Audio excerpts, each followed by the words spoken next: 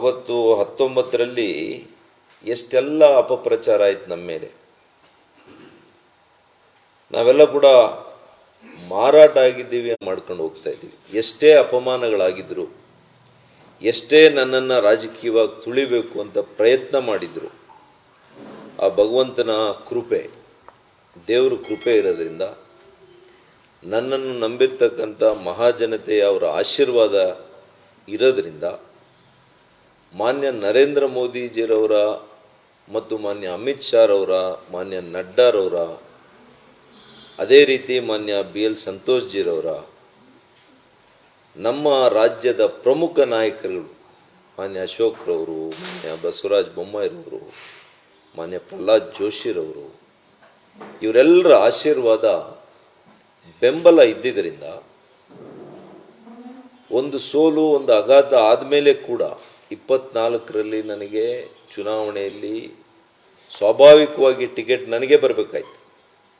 3 ಜಿಲ್ಲೆಯಲ್ಲಿ ಮರಳು ಭೂಮಿ ಅನ್ನೋ ಕಡೆ ನಾನಿವತ್ತು ತಳಹಂತದಿಂದ ಕಳೆದ 5 ವರ್ಷದಲ್ಲಿ ನನ್ನ ತನು, ಧನ, ಮನ ಎಲ್ಲವನ್ನು ಅರ್ಪಣೆ ಮಾಡಿ ಅನೇಕ ಮಾಜಿ ಶಾಸಕರುಗಳನ್ನು ಈ ಪಕ್ಷಕ್ಕೆ ಸೇರ್ಪಡೆ ಮಾಡಿ ಅನೇಕರನ್ನು ಕರ್ಕೊಂಡು ಬಂದು ಪಕ್ಷವನ್ನು ತಳಹಂತದಿಂದ ಸಂಘಟನೆ ಮಾಡಲಿಕ್ಕೆ ಪ್ರಾಮಾಣಿಕ ಪ್ರಯತ್ನ ನಾನು ಮಾಡ್ತಾ ಇದ್ದೇನೆ.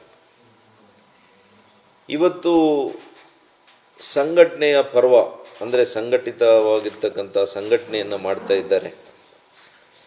ಇವತ್ತು ಜಿಲ್ಲಾ ಅಧ್ಯಕ್ಷರುಗಳ ನೇಮಕಾತಿ ಪ್ರಕ್ರಿಯೆ ಪ್ರಾರಂಭ ಆಗಿತ್ತು. ಯಾವುದೇ ಚುನಾವಣೆ, ಪಕ್ಷದ ಚುನಾವಣೆಗಳಾಗುವಂಥ ಸಂದರ್ಭದಲ್ಲಿ ಅದು ಸಂವಿಧಾನ ಪೂರ್ವಕವಾಗಿ ಆಗಬೇಕಾಗ್ತದೆ, ಸಂವಿಧಾನಬದ್ಧವಾಗಿ ಆಗಬೇಕಾಗ್ತದೆ, ಆಂತರಿಕ ಪ್ರಜಾಪ್ರಭುತ್ವಕ್ಕೆ ಮನ್ನಣೆ ಕೊಡಬೇಕಾಗ್ತದೆ. ಯಾವುದೇ ಚುನಾವಣೆ ಮಾಡಲಿಲ್ಲ.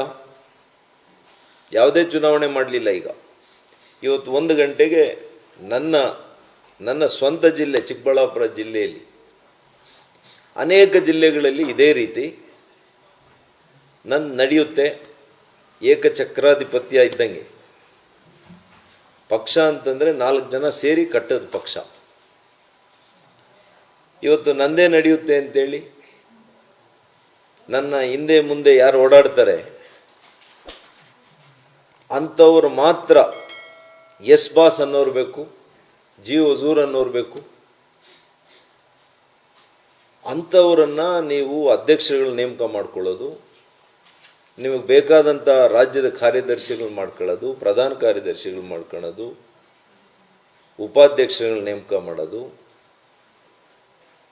ಇದು ನಾನು ನಮ್ಮ ರಾಷ್ಟ್ರೀಯ ಸ್ವಯಂ ಸಂಘದ ಮುಖ್ಯಸ್ಥರಿಗೆ ಹಲವು ಬಾರಿ ನಾನು ಈಗಾಗಲೇ ಯಾಕೆಂದರೆ ಯಾವಾಗಲೂ ನೀವು ಗಮನಿಸಿರ್ಬೋದು, ಎಷ್ಟೇ ನೋವಾಗಿದ್ದರೂ ನಾನೆಂದೂ ಕೂಡ ಮಾಧ್ಯಮದ ಮುಂದೆ ಬಂದು ಪಕ್ಷದ ವಿಚಾರಗಳನ್ನು ನಾನು ಹಂಚ್ಕೊಂಡಿಲ್ಲ. ಹಂಚ್ಕೊಳ್ಳೋ ಅಂಥ ಮನಸ್ಥಿತಿ ಕೂಡ ನಂದಲ್ಲ. ಆ ದಾರಿಯನ್ನು ನಾನು ಯಾವತ್ತೂ ಕೂಡ ಆಯ್ಕೆ ಮಾಡ್ಕೊಳ್ಳಲ್ಲ. ಆದರೆ ಇವತ್ತು ಯಾವ ವ್ಯಕ್ತಿಯನ್ನು, ಯಾರನ್ನು ಮುಖ್ಯಮಂತ್ರಿ ಮಾಡಬೇಕು ಅಂತೇಳಿ ನನ್ನ ಇಡೀ ರಾಜಕೀಯದ ಬದುಕನ್ನೇ ನಾನು ಪಣಕ್ಕಿಟ್ಟು ಬಂದಿರುವಂಥ ವ್ಯಕ್ತಿಯನ್ನು ಇವತ್ತು ರಾಜಕೀಯ ಸಮಾಧಿ ಮಾಡಬೇಕು ಅಂತ ಹೊರಟಿದ್ದಾರಲ್ಲ ಇವತ್ತಿನ ರಾಜ್ಯಾಧ್ಯಕ್ಷರು ಮಿಸ್ಟರ್ BY ವಿಜಯೇಂದ್ರರವರು, ಇವರು ಧೋರಣೆ ಭಾಳಷ್ಟು ಮುಖಂಡರುಗಳಿಗೆ ಈ ರಾಜ್ಯದಲ್ಲಿ ನೋವನ್ನು ತಂದಿದೆ.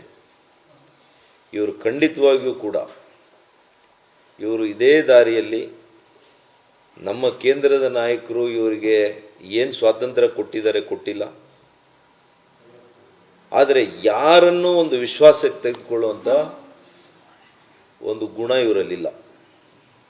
ಇವರು ಈಗಾಗಲೇ ಮುಖ್ಯಮಂತ್ರಿನೂ ಆಗಿದ್ದಾರೆ ಅಥವಾ ಮುಖ್ಯಮಂತ್ರಿಗೆ ಮೇಲಿದ್ದಾರೋ ನನಗೆ ಗೊತ್ತಿಲ್ಲ. ಇವರ ಕಾರ್ಯವೈಖರಿ, ಇವರ ಒಂದು ಅಹಂಕಾರ, ಇವರ ಒಂದು ದರ್ಪ ಇರ್ಬೋದು. ಅವ್ರ ಹತ್ರ 1000 ಕೋಟಿ ಇದೆಯೋ ಏನೋ ಗೊತ್ತಿಲ್ಲ ನನಗೆ. ಆದರೆ ಒಬ್ಬ ರಾಜಕಾರಣಿ, ಒಬ್ಬ ರಾಜ್ಯಾಧ್ಯಕ್ಷ, ಇವತ್ತು ನಾನು MP ಆಗಿದೆ, 8 ಕ್ಷೇತ್ರಗಳು ಬರಪೀಡಿತ, ಒಂದು ಇವತ್ತು ಯಾವ ರೀತಿ ಬರಪೀಡಿತ ಇದೆ ಆ ರೀತಿಯಲ್ಲಿ BJPಗೆ ಬರ ಅಲ್ಲಿ. ಅಂಥ ಕಡೆ ನಾನು ಕಾಂಗ್ರೆಸ್ ಸರ್ಕಾರ ಇರುವಂಥ ಕಾಲದಲ್ಲಿ ಪ್ರತಿಕೂಲ ಹವಾಮಾನ ಇದ್ದಂಥ ರಾಜಕೀಯ ಹವಾಮಾನ ಇದ್ದಂಥ ಕಾಲದಲ್ಲಿ ನಾನು ಇಷ್ಟು ಮತಗಳಲ್ಲಿ ಗೆದ್ದಿದ್ದೇನೆ. ಇವರೆಲ್ಲ ಹಿಂಬಾಲಕರು ಸೋಲಿಸಬೇಕು ಡಾಕ್ಟ್ರನ್ನ ಅಂತೇಳಿ ಟಿಕೆಟಿಂದ ಹಿಡಿದು ಚುನಾವಣೆಯಲ್ಲಿ ಏನೇ ಮಾಡಿ ಸೋಲಿಸಬೇಕು ಅಂತ ಸಿಟ್ಟಿಂಗ್ MLAs ಇವರ ಹಿಂಬಾಲಕರು ಅವ್ರು ತಗೊಂಡಿರೋದಕ್ಕಿಂತ ಜಾಸ್ತಿ ತಗೊಂಡೆ, ಅದು ಬೇರೆ ವಿಚಾರ. ಅದು ನಮ್ಮ ರಾಜಕೀಯ ಒಂದು ನಮ್ಮ ಅನುಭವ, ನಮ್ಮ ಮೇಲೆ ಪ್ರೀತಿ ಇಟ್ಟಿರ್ತಕ್ಕಂಥ ನಮ್ಮ ಜನತೆ, ಭಗವಂತನ ಆಶೀರ್ವಾದ, ಇದರಿಂದ ಅದೇ. ಹಾಗಾಗಿ ಇವತ್ತು ಸೌಜನ್ಯಕ್ಕೆ ಕೂಡ ಅವ್ರು ನನ್ನ ಜೊತೆ ಚರ್ಚೆ ಮಾಡಿಲ್ಲ ಇಲ್ಲಿವರೆಗೂ. ನಾನೇ ಅವರಿಗೆ ಫೋನ್ ಮಾಡಿದ್ದೇನೆ ಕಳೆದ 10 ದಿವಸದಲ್ಲಿ. ಫೋನ್ ರೆಸ್ಪಾಂಡ್ ಮಾಡಲ್ಲ, ಮೆಸೇಜಿಗೆ ಉತ್ತರ ಕೊಡಲ್ಲ. 2 ಸಲ ಅಪಾಯಿಂಟ್ಮೆಂಟ್ ನಿಗದಿ ಮಾಡಿದರು, ಮತ್ತೆ ಅಪಾಯಿಂಟ್ಮೆಂಟ್ ಮುಂದಕ್ಕೆ ಹಾಕಿದರು. 2-3 ದಿನ ಆದಮೇಲೆ ಸಿಗ್ತೀನಿ.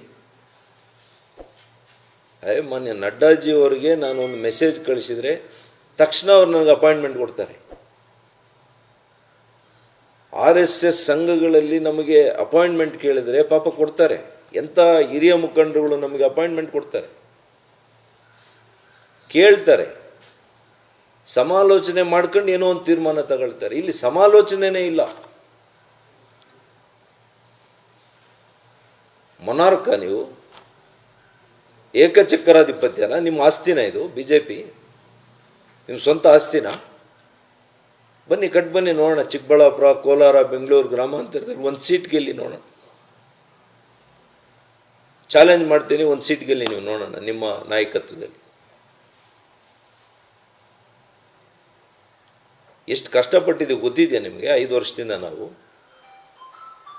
ನಮ್ಮನ್ನು ನೀವು ತುಳಿಲಿಕ್ಕೆ ಕೊಟ್ಟಿದ್ದೀರಾ, ನಮ್ಮನ್ನು ಸಮಾಧಿ ಮಾಡಕ್ಕೆ ಕೊಟ್ಟಿದ್ದೀರಾ. ಯಾರು ನನ್ನ ವಿರುದ್ಧ ಹಲವು ಚುನಾವಣೆಗಳಲ್ಲಿ ಇದೆ, ನಿಮ್ಮ ತಂದೆಯನ್ನು ಮುಖ್ಯಮಂತ್ರಿ ಮಾಡುವಂಥ ಸಂದರ್ಭದಲ್ಲಿ ಆ ಬೈ ಎಲೆಕ್ಷನ್ನಲ್ಲೇ ನನ್ನ ವಿರುದ್ಧ ಮಾಡಿದರು, 23ರಲ್ಲೂ ವಿರುದ್ಧ ಮಾಡಿದರು. ಅಂಥವ್ರಿಗೆ ನೀವು ಅಧ್ಯಕ್ಷರಿಗೇರಿ ಕೊಡ್ತೀರಿ. ಪಾಪ ನಮ್ಮ ಹಿರಿಯ ಸಂಸದರು ಗೋವಿಂದ ಕಾರಜೋಳರು ಅವ್ರ ಜಿಲ್ಲೆಯಲ್ಲಿ ಅವ್ರನ್ನ ಯಾರು ಒಡೆಯಕ್ಕೆ ಹೋಗಿದ್ದಾರೆ ಅಂಥವ್ರನ್ನ ಜಿಲ್ಲಾಧ್ಯಕ್ಷರು ಮಾಡ್ತೀರಿ. ಯಾವ ಸೀನಿಯರ್ ಲೀಡರ್ಸ್ನೂ ಕೂಡ ನಿಮಗೆ ಬೇಕಿಲ್ಲ. ಎಲ್ಲರನ್ನೂ ಕೂಡ ಸಮಾಧಿ ಮಾಡಕ್ಕೆ ಕೊಟ್ಟಿದ್ದೀರಿ. ಯಾವ ಜಿಲ್ಲೆಯಲ್ಲಿ ಕೂಡ ಚಿಕ್ಕಮಗಳೂರು CT ರವಿ ಅವ್ರನ್ನ ತಗೊಳ್ಳಿ, ಮಾನ್ಯ ಬಸವರಾಜ ಬೊಮ್ಮಾಯಿರವ್ರನ್ನ ತಗೊಳ್ಳಿ, ಯತ್ನಾಳ್ ಅವ್ರನ್ನ ತಗೊಳ್ಳಿ, ಯಾರನ್ನು ರಮೇಶ್ ಅವರು, ಅವತ್ತು ರಮೇಶ್ ಅವ್ರು ನಿಮಗೆ ಭಾಳ ಚೆನ್ನಾಗಿದ್ರು. ರಮೇಶ್ ಅವ್ರನ್ನ ಹಾಕಿ ಮುಗಿಸ್ಬಿಟ್ರು, ಸಮಾಧಿ ಮಾಡಿದ್ದೀರಿ. ಇವತ್ತು ಯಾವ ಮುಖಂಡರನ್ನ ಬಿಡ್ತಾ ಇದ್ದೀರಿ ನೀವು? ಯಾವ ಜಿಲ್ಲೆಯಲ್ಲಿ ಬಿಡ್ತಾ ಇದ್ದೀರಿ? ನನಗೂ ಕೂಡ ಸಮಾಧಾನದ ಒಂದು ಇದು ಮುಗಿದೋಯ್ತು. ಈಗ ಇನ್ನು ಯುದ್ಧ. ನಾನು ಕೇಂದ್ರದಲ್ಲಿರ್ತಕ್ಕಂಥ ನಮ್ಮ ವರಿಷ್ಠರು ನನ್ನ ಮೇಲೆ ನಂಬಿಕೆ ಇಟ್ಟಿದ್ದಾರೆ, ಅವ್ರ ಗಮನಕ್ಕೆ ತಂದಿದ್ದೀನಿ ಈಗಾಗಲೇ. ಇದರ ಹೊರತಾಗಿಯೂ ಕೂಡ ಇವತ್ತು ಅನೌನ್ಸ್ ಮಾಡಿದ್ದಾರೆ. ನಮ್ಮ ಮುಖಂಡರುಗಳಿಗೆ, ನನ್ನ ಸಹಚರರಿಗೆ ನಾನೇನು ಉತ್ತರ ಕೊಡಬೇಕು? ಇವರೊಬ್ಬ MP ಆಗಿ ಒಂದು ಜಿಲ್ಲಾಧ್ಯಕ್ಷರು ಮಾಡ್ಸೋಕ್ಕಾಗಲ್ಲ ಅಂದರೆ ನಾವು ಹೇಗೆ ರಾಜಕಾರಣ ಮಾಡಬೇಕು? ನನ್ನನ್ನು ನಂಬಿ ಯಾರು ಬರ್ತಾರೆ BJP ನಾಳೆ ದಿವಸ? ನೀವು ಯಾರ್ಯಾರು ನಂಬ್ಕೊಂಡು ಏನೇನು ಮಾಡ್ತಾ ಇದ್ರಿ ಗೊತ್ತಿದೆ ನನಗೆ.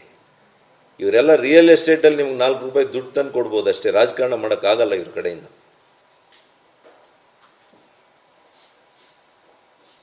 ಇವ್ರ ಕೈಯಿಂದ ಯಾವತ್ತೂ ಒಂದು MLA ಸೀಟ್ ಗೆಲ್ಲಕ್ಕಾಗಲ್ಲ. ತಮ್ಮದ ನಾಯಕತ್ವದಲ್ಲಿ MP ಎಲೆಕ್ಷನ್ ಏನಾಯಿತು? ಉತ್ತರ ಕರ್ನಾಟಕ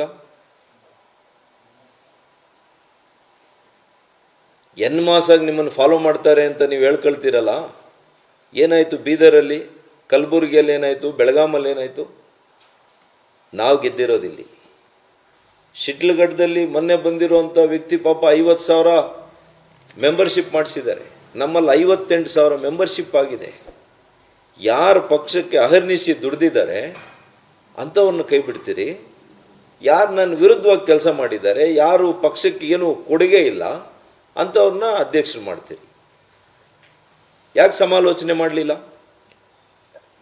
ಮೊನ್ನೆ ಕೋರ್ ಕಮಿಟಿ ಮೀಟಿಂಗ್ ಆಗಿದೆ.